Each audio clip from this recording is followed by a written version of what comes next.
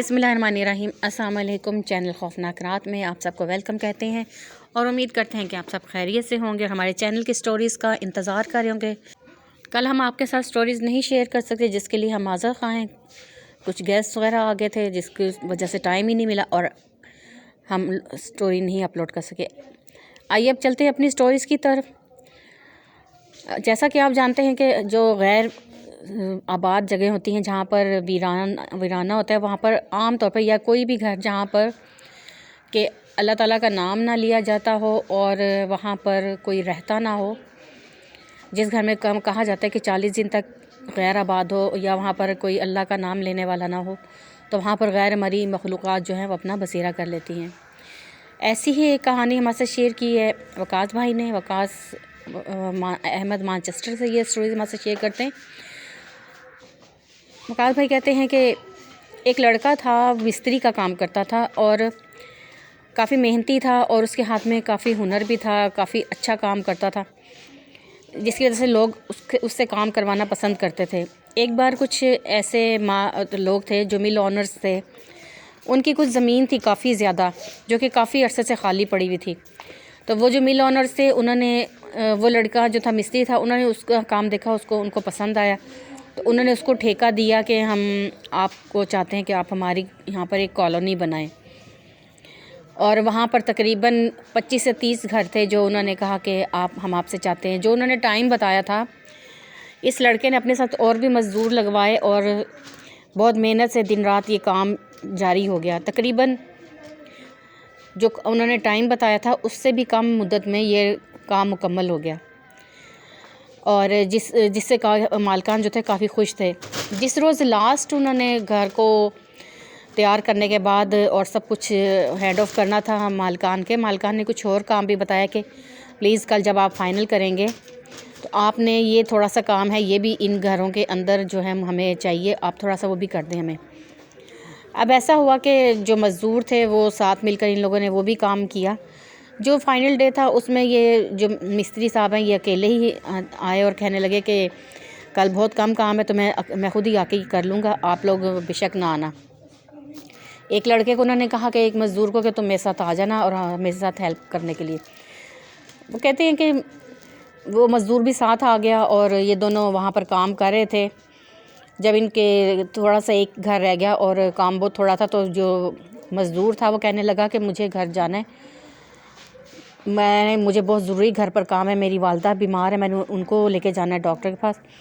तो आप ऐसा करें कि दिन ढलने वाला है, मैं इसलिए पहले चला जाऊँ, ये ना कोई देर हो जाए और मुझे डॉक्टर ना मिले तो मैं अपनी वालदा को लेकर जाना चाहता हूँ, तो आप ये इतनी मुझे मेहरबानी करें कि छुट्टी दे दें।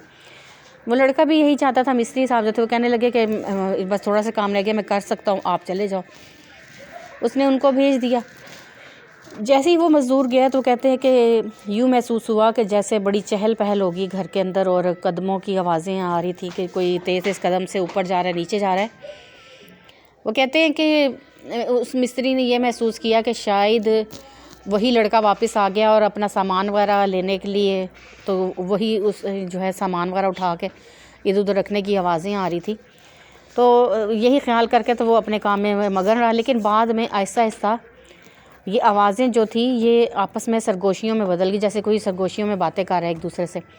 और 3 से 4 लोगों की आवाज़ें थी, कब आवाज़ बदल जाती थी, कभी उसमें ख़वातीन की आवाज़ आती थी, कभी अब ज़रा इस लड़के का माथा ठनका और उसने सोचा कि ख़वातीन का यहाँ पर कैसे आ गई, तो एक वीराना है, यहाँ पर तो अभी कोई आबादी नहीं है, तो ये ख़वातीन की आवाज़ कहाँ से आ रही है।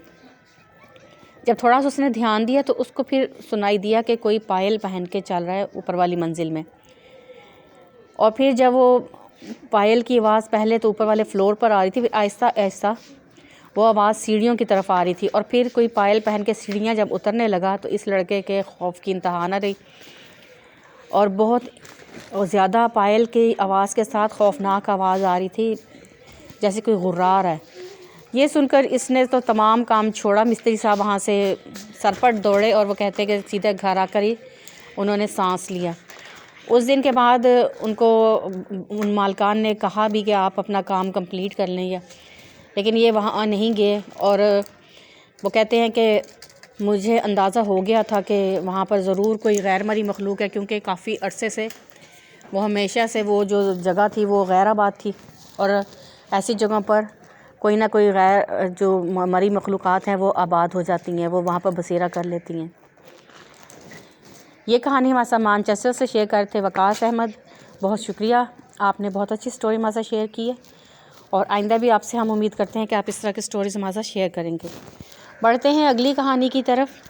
سب بڑے بزرگ کہا کرتے ہیں کہ بچوں کو شام کے وقت درختوں کے نیچے نہ جانے دو، اور خود بھی خواتین اور جو نوجوان لڑکیاں ہیں وہ بھی بال کھول کے درختوں کی جانب نہ جائیں، ایسی جگہ جاؤ جو کہ ویران ہو، یا شام کا ٹائم ہے تو چھت کی طرف نہ جایا کریں، کیونکہ اس ٹائم پہ آسمان سے بہت سے شیاطین اور ایسی چیزیں نازل ہوتی ہیں، ایسی مخلوق نازل ہوتی ہے جن کو کہ ہم دیکھ نہیں سکتے، مگر وہ گھروں میں پھیل جاتے ہیں اور پھر لوگوں کے اندر شر پھیلانے کی کوشش کرتے ہیں اور ان کو تنگ کرتے ہیں۔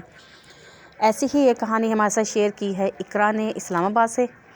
اقرا کہتی ہیں کہ یہ کہانی میری پھپھو کی ہے، اور پھپھو نے اپنی کہانی مجھے سنائی ہے۔ پھپھو کہتی ہیں کہ جب میں چھوٹی ہوا کرتی تھی تو بہت میں پیاری ہوا کرتی تھی اور گول مٹول تھی۔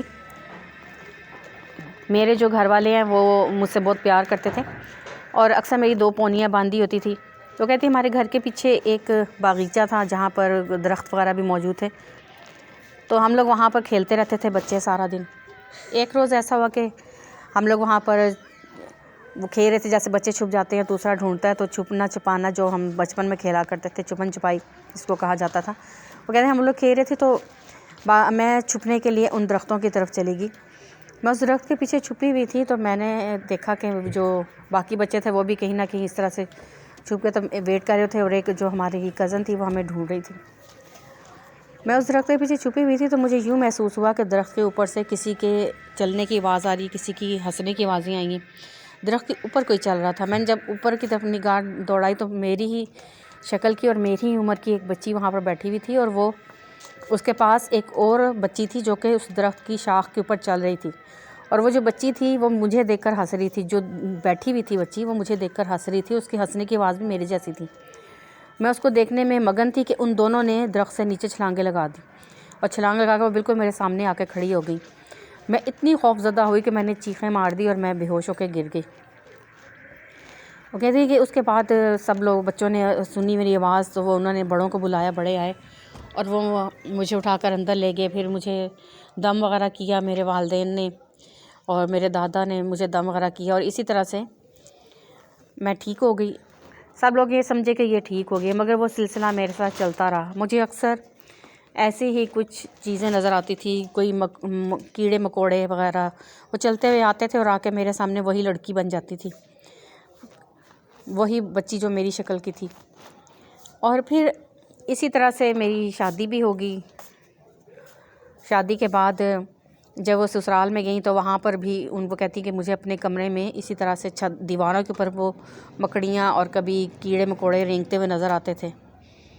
وہ کہتی ہیں کہ ایک دفعہ میں سو رہی تھی، دوپہر کا ٹائم تھا اور گرمیوں کے دن تھے، اور باقی گھر والے بھی دوپہر کے کھانے کے بعد آرام کر رہے تھے۔ تو ایک دم سے مجھے یوں لگا کہ جیسے میری چارپائی کے پاس آ کے بہت سے بچے کھڑے ہو گئے میری چارپائی کے ارد گرد، اور میں جیسے کہ سکتے کے عالم میں تھی، نیند تھی، اور نیند کے اندر ہی مجھے یوں محسوس ہو رہا تھا کہ وہ کھڑے ہیں۔ میں نے تھوڑا سا آنکھ کھول کے دیکھا تو واقعی میری چارپائی کے ارد گرد بہت سے بچے کھڑے تھے، اور پھر انہوں نے میری گلا دبانا شروع کر دیا، اور باقی جو تھے ان سب نے میرے ہاتھ اور پیر پکڑ لیے کہ میں ہاتھ اور پیر بھی نہیں مار سکتی تھی۔ میں اپنے آپ کو چھڑانے کی کوشش کرتی مگر مجھ سے چھڑایا نہیں جا رہا تھا۔ کہتے کہ جیسے کیسے کیا ہوا کہ میں نے اللہ کا زور سے نام لیا تو وہ لوگ سب غائب ہو گئے۔ اتنے میں گھر والے چیخ کی آواز سن کے جاگ اٹھے اور وہ میرے پاس آئے، تو میں انہیں کچھ بتا بھی نہیں سکتی تھی کیونکہ وہ لوگ جانے کیا خیال کرتے۔ ابھی بھی وہ کہتی ہے کہ یہ چیز میری پھپھو کے ساتھ چل رہی ہے کہ 2 بار ایسا ہو چکا ہے کہ وہ ایک بار سردیاں تھیں تو وہ کہتی ہیں کہ تب بھی میرے ساتھ یہی چیز ہوئی تھی، اور میں کمبل لیے اوڑھے میں سو رہی تھی، میں کمبل اوڑھ کے، تو تب میرے کمبل کو اوپر کوئی بھاری مخلوق آ کے بیٹھ گئی اور اس قدر وزن تھا کہ مجھ سے ہلا نہیں جا رہا تھا۔ وہ کہتی ہیں کہ اس قدر دباؤ تھا کہ مجھے لگ رہا تھا کہ میری جو پسلیاں ہیں وہ ٹوٹ جائیں گی، اور اس وزن کی وجہ سے نہ میں سانس لے پا رہی تھی، نہ میں آواز میری نکل رہی تھی۔ یعنی بہت زیادہ دباؤ تھا. جب میں دیکھنے کی کوشش کرتی تھی تو اس چیز نے میرے منہ کے اوپر بھی اپنا دباؤ ڈالا ہوا تھا کہ میں کمبل ہٹا نہیں پا رہی تھی. مجھے یوں لگتا تھا کہ آج میرا آخری دن ہے اور میں سانس دبنے سے مر جاؤں گی. کہتے ہیں کہ پھر ایک دم سے مجھے اپنی بچپن والی بات یاد آئی. میں نے اللہ تعالیٰ کو بڑے سچے دل سے پکارا اور اللہ نے مجھے تنہا نہیں چھوڑا اور وہ چیز ایک دم سے میرے اوپر سے وزن جو تھا ہٹ گیا. کہتے ہیں کہ جب میں نے فوراً کمبل ہٹایا تو میں نے دیکھا کہ وہی لڑکی چھت کے ساتھ الٹی لٹکی ہوئی مجھے دیکھ رہی تھی. کہتی ہیں کہ میں نے چیخ ماری تو میرے گھر والے سب آ گئے اور مجھ سے پوچھنے لگے کہ کیا ہوا, مگر میں ان کو کچھ نہیں بتا پا رہی تھی. میں نے خود سے کئی لوگوں سے جا کے اس چیز کا دم وغیرہ کروایا ہے اور خود سے میں کئی مولوی حضرات کے پاس بھی گئی, مگر مجھے کہیں سے آرام نہیں آیا. کچھ دن کے لیے آرام آتا ہے اور پھر میرا وہی حالات ہو جاتے ہیں. کہتی ہیں کہ ایک دفعہ میں نے اس طرح سے ہی میرے ساتھ اس چیز نے مجھ پہ دباؤ ڈالا ہوا تھا اور میں نے سوچا کہ ہمارے محلے میں ایک مولوی صاحب رہتے ہیں, میں ان کے پاس کل جاؤں گی. تو میں نے جب کمبل ہٹایا اور جب وہ چیز وہاں سے ہٹی اور میں نے دیکھا تو وہ چیز انہی مولوی صاحب کے روپ میں میرے سامنے کھڑی ہوئی ہنس رہی تھی اور کہہ رہی تھی کہ کل اس کے پاس جاؤ گی. تو میں بہت حیران ہوئی کہ اس نے کیسے میری سوچ پڑھ لی ہے. مگر جب میں ان مولوی صاحب کے پاس گئی تو انہوں نے واقعی مجھے جب دم کیا تو مجھے بہت زیادہ افاقہ ہوا. ابھی پہلے سے میں کافی بہتر ہوں. یہ ہے میری پھپھو کی کہانی جو میں آپ کے ساتھ شیئر کرنا چاہتی ہوں. بہت شکریہ. امید ہے کہ آج کی کہانیاں آپ کو اچھی لگیں گی. آج کی کہانیاں آپ کو اچھی لگے تو آپ میرے چینل کو سبسکرائب کریں. پلیز اپنا فیڈ بیک ضرور دیا کریں, آپ کے فیڈ بیک کے منتظر رہتے ہیں. پھر کسی نئی اسٹوری کے ساتھ آپ کی خدمت میں حاضر ہوں گے. تب تک کے لیے اجازت ہے. آپ بھی اپنی اسٹوری اپنے ساتھ ہمارے ساتھ شیئر کر سکتے ہیں.